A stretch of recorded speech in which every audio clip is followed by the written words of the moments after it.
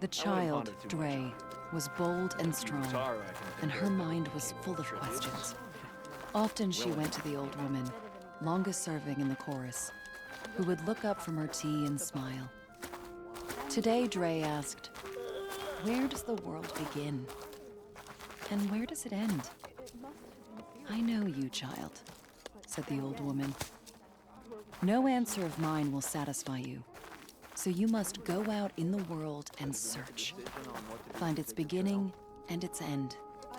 And when you do, come back to me with your answer."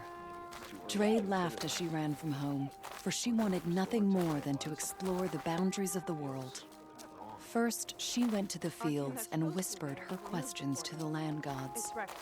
But they hummed their busy song and went about their work. For though they had plowed the soil for as long as anyone could remember, they did not know where the world ended or began. Then Drae crossed the plains and whispered her questions to the tall neck, but it shook its mighty head.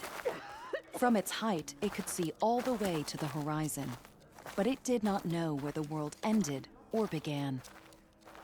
Drae came to the banks of the river and whispered her questions to a snapmaw, but it only clicked its teeth. For though it had swum all the way to the sea, it did not know where the world ended or began. Finally, Drae climbed the mountains and whispered her questions to the glinthawks, but they only cawed to the wind. For though they had flown all across the land, they did not know where the world ended or began. At last, Drae returned to Plainsong and sat before the old woman, who smiled as she looked up from her tea. "I could not find the beginning of the world," the girl said, "and I could not find its end." The old woman nodded, saying, "For the world is as the cycle. It does not begin. It does not end.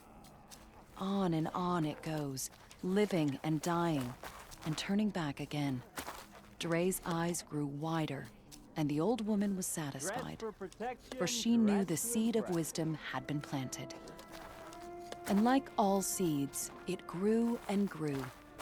Many, many years later, Drae herself became longest serving in the chorus.